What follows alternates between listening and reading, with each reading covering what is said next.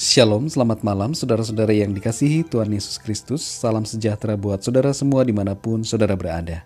Damai sejahtera dan sukacita oleh Roh Kudus melimpah senantiasa dalam hati dan kehidupan saudara semua. Pada saat ini kita akan belajar tentang cara Tuhan berbicara kepada manusia. Dalam Mazmur 85 ayat 8 tertulis, "Aku mau mendengar apa yang hendak difirmankan Allah, Tuhan. Bukankah ia hendak berbicara tentang damai kepada umatnya dan kepada orang-orang yang dikasihinya, supaya jangan mereka kembali kepada kebodohan?" Dalam Ayub 33 ayat 14 tertulis, "Karena Allah berfirman dengan 1-2 cara, tetapi orang tidak memperhatikannya." Dalam Ibrani 3 ayat 7-8 tertulis, "Sebab itu, seperti yang dikatakan Roh Kudus, pada hari ini, jika kamu mendengar suaranya, janganlah keraskan hatimu, seperti dalam kegeraman pada waktu pencobaan di padang gurun." Saudara yang dikasihi Tuhan, Tuhan masih berbicara kepada manusia sampai hari ini. Ia masih berbicara kepada kita secara pribadi.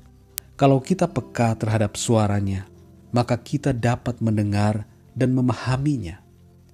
Oleh karena itu, latihlah diri kita, latihlah kepekaan roh kita untuk mendengar suara Tuhan. Kita akan semakin dapat mendengar suaranya bila kita peka dan taat kepada firman-Nya. Suara firman-Nya tidak akan bertentangan dengan kebenarannya dan apa yang telah tertulis di dalam Alkitab. Alkitab mencatat ada begitu banyak cara Tuhan berbicara kepada manusia. Saya akan membagikan pada kesempatan kali ini 14 cara Tuhan berbicara kepada manusia yang tercatat di dalam Alkitab. Yang pertama, saudara, muka dengan muka. Contohnya adalah Adam dan Hawa berbincang-bincang dengan Allah di Taman Eden. Mereka memiliki pengalaman dan kesempatan yang begitu indah dan luar biasa untuk berbicara dengan Allah muka dengan muka. Dalam Kejadian 3 ayat 8-19, saudara dapat membaca. Contoh yang lain adalah Tuhan Yesus dengan para murid serta orang-orang pada masa pelayanan Tuhan Yesus. Yohanes 15 ayat 7-9. Tuhan Yesus berkata bahwa barang siapa telah melihat aku, ia telah melihat Bapa. Tuhan Yesus adalah Allah pencipta langit dan bumi. Allah yang bertahta di sorga, turun ke bumi menjadi manusia, memberikan kepada manusia kesempatan untuk berbicara muka dengan Allah.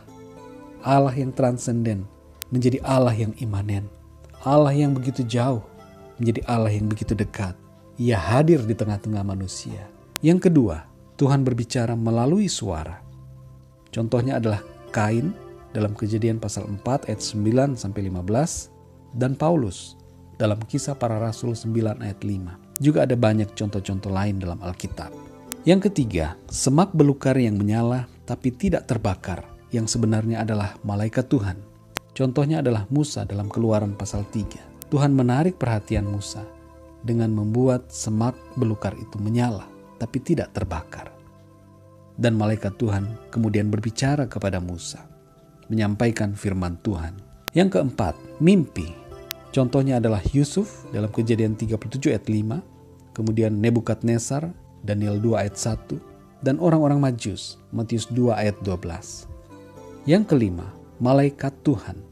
Contohnya adalah Maria dalam Lukas 1 ayat 28, dan banyak tokoh-tokoh lain dalam Alkitab seperti Elia, Zakaria, Abraham, Lot, dan lain sebagainya.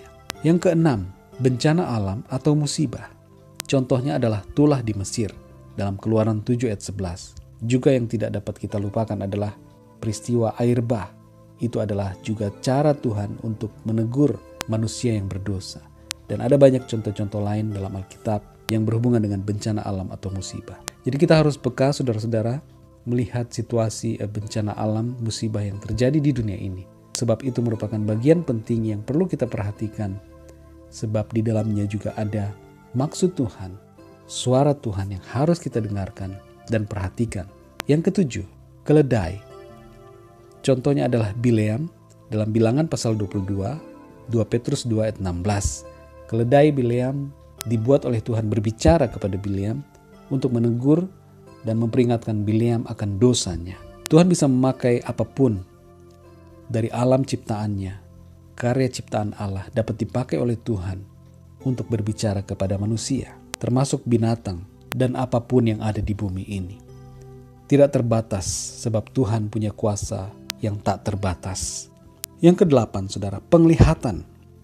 Contohnya adalah Abraham, juga Israel atau Yakub dalam Kejadian pasal 15 ayat 1, Kejadian 46 ayat 2. Selain itu Ayub, Daniel dalam Daniel 10 ayat 14, para nabi, Yohanes, Wahyu 9 ayat 17. Mereka mendapatkan penglihatan dari Tuhan yang adalah suara Tuhan. Yang kesembilan, hati nurani. Mazmur 16 ayat 7. Yang ke-10, Alkitab. Dalam 2 Timotius 3 ayat 16 tertulis bahwa segala tulisan yang diilhamkan oleh Allah bermanfaat untuk mengajar, memperbaiki kelakuan, menyatakan kesalahan, dan mendidik orang dalam kebenaran. Yang ke-11, orang lain di sekitar kita. Contohnya adalah hamba Tuhan, nabi, rasul, bisa juga istri atau suami, anak atau orang tua. Melalui nasihat, teguran, khotbah, atau nubuatan. Kisah dalam Yunus pasal 3 menunjukkan bahwa Tuhan berbicara melalui seorang nabi untuk menegur bangsa Niniwe dan memperingatkan mereka bahwa mereka harus berbalik dari dosa dan kembali kepada Tuhan. Yang ke-12, Roh Kudus. Yohanes 14 ayat 26.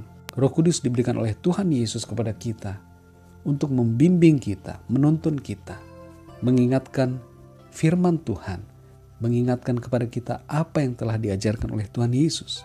Dan Roh Kudus menolong kita untuk hidup dalam kebenarannya. Yang ke-13, situasi. Situasi dalam hidup kita bisa merupakan cara Tuhan untuk berbicara dan menyampaikan apa yang menjadi kehendak Tuhan.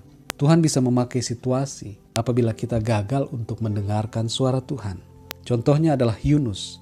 Ketika dia lari dari panggilan Tuhan dan pergi naik kapal, terjadilah ombak, badai di tengah laut. Dan Yunus tahu bahwa itu adalah suara Tuhan bagi dirinya. Yang ke-14, doa. Kisah Para Rasul 10 ayat 30, 11 ayat 5. Di situ ada kisah yang menunjukkan bahwa ketika kita berdoa, maka Tuhan berbicara kepada kita. Doa adalah komunikasi dua arah dengan Tuhan. Tuhan dapat berbicara kepada kita di saat kita meluangkan waktu secara khusus untuk berdoa dan mengizinkan Tuhan untuk berbicara kepada kita. Saudara yang dikasihi Tuhan, demikianlah 14 cara Tuhan berbicara kepada manusia. Marilah renungkan secara pribadi, apakah kita sudah melatih kepekaan kita untuk mendengarkan suara Tuhan? Sudahkah kita mendengar, melihat, memahami suara Tuhan dalam hidup kita? Suaranya dapat kita dengar setiap hari, sebab Tuhan berbicara kepada kita sampai hari ini. Oleh karena Dia mengasihi kita, Dia menuntun kita untuk tetap berada dalam kebenarannya. Biarlah firman Tuhan pada saat ini memberikan kekuatan dan pemahaman bagi kita untuk kita semakin peka terhadap suara Tuhan. Dan janganlah kita mengeraskan hati kita apabila suara Tuhan berbicara kepada kita. Mari kita berdoa. Terima kasih Tuhan Yesus untuk kebenaran firman-Mu yang mengajar kami bahwa Engkau berbicara kepada manusia, Engkau berbicara kepada kami dengan begitu banyak cara. Tolong kami Tuhan, agar kami memiliki kepekaan terhadap suara-Mu, terhadap Roh-Mu yang kudus, terhadap apapun yang terjadi di sekeliling kami. Ajar kami untuk kami peka dan mau mendengarkan suara-Mu. Terima kasih Tuhan. Pimpin kami senantiasa. Berkati kami, lindungi kami sepanjang malam hari ini dan besok hari. Biarlah Engkau menuntun kami untuk terus berada dalam kebenaran-Mu, terus hidup dalam firman-Mu. Terima kasih Tuhan Yesus. Dalam nama Tuhan Yesus kami berdoa dan mengucap syukur. Haleluya. Amin. Puji Tuhan, saudara yang dikasihi Tuhan. Tuhan Yesus memberkati saudara semua. Selamat malam, selamat beristirahat, dan sampai jumpa dalam renungan yang berikutnya. Haleluya.